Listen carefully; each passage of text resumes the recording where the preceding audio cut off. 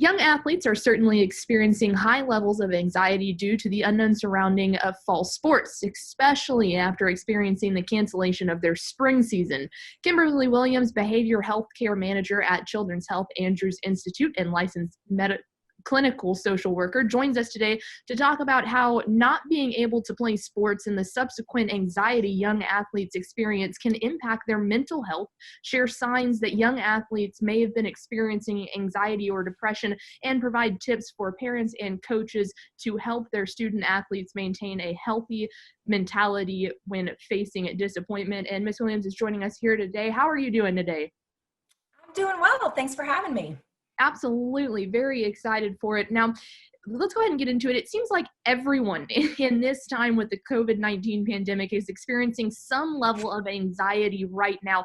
How does this stress and anxiety affect athletes in particular? There is a tremendous effect on athletes. We have to remember that oftentimes their sport is an all-consuming matter for them, and it is often their identity. And so when you take away that competition or that ability to perform, they can often fall into some mental health illnesses that look a lot like depression and anxiety. So this is all consuming, and it is affecting our athletes in many ways. Now, with many athletes, we know this from football to basketball to golf, sports are a part of their identity, correct?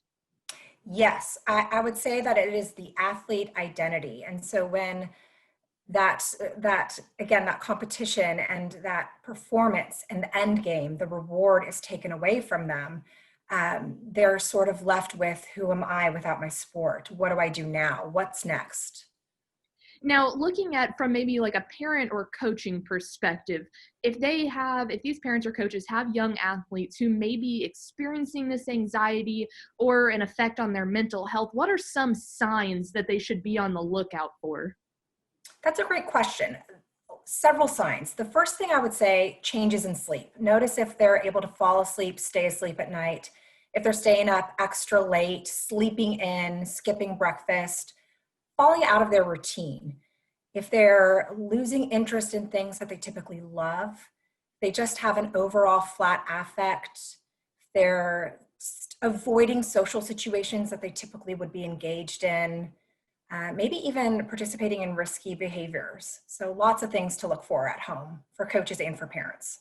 Absolutely. And obviously, we at Dave Campbell's focus a lot on Texas high school football, and we know that part of it has been postponed a little bit, but not fully canceled yet. If these seasons with these athletes start to get canceled, what would you recommend coaches try to do to keep in contact with their athletes and keep their mentality and outlook kind of as positive as possible?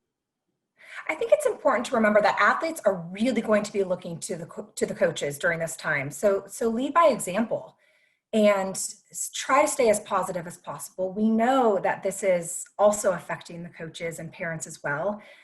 Being available for your athletes, let them be heard, let them speak their mind. We can't fix the situation. There's really no solution. So just normalizing their fears and allowing them to have a safe place to talk about them, that outlet is really important. Absolutely. And have you noticed an increase in visits at the Children's Health Andrews Institute for anxiety and mental health related treatment during this time? I definitely have. It has increased, especially the closer that we get to the fall season, and as sports with the unknown of either being postponed or canceled, we are seeing an influx of patients coming in. And that's what I love about Children's Health Andrews Institute, is that they really do focus on the whole athlete. So they typically don't come in for a mental health ailment, but the provider can recognize that and see that in the kiddo and address that, and then they get referred to us, and we're able to do some, short-term intervention to get them feeling good, feeling confident, and to just really, again, focus on the whole athlete, the whole person.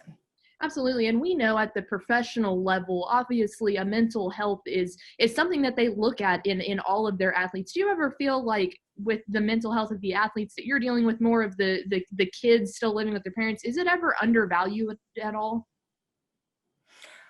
Actually, I have seen parents really step up during this time. I have not felt that it is undervalued. In fact, more people are talking about it, which I think is wonderful. They're talking about mental health, and they're recognizing that this is a reality, and athletes are not immune to mental health illnesses. In fact, they are often more at risk for depression and anxiety, especially with what we're dealing with right now with the pandemic.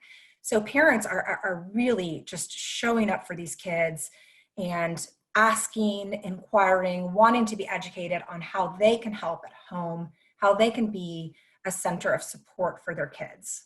Absolutely. And you just said that these parents are asking these questions. Do you have a couple of examples that you could give us out of the signals that you provided us earlier that might show that these athletes are going through these hard times with anxiety? What should these parents do? Can you give us a few examples of what they can do to try and help? Yeah, I think the first thing to do is try to talk to your kiddo. The parent is always the expert of their child.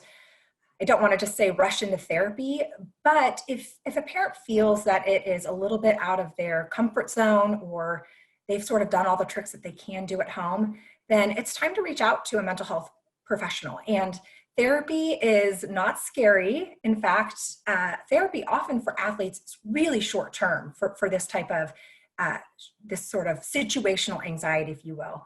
It can be worked on in a few sessions, anywhere from 6 to 8 sessions, and really just adapting new coping skills, learning to use those coping skills in these adverse times, and coming out of it feeling on top, confident, connected, and even a little bit more mature. So as a parent, again, just being available as possible, within means, but also just not avoiding the reality that they just might need to see somebody outside of the home.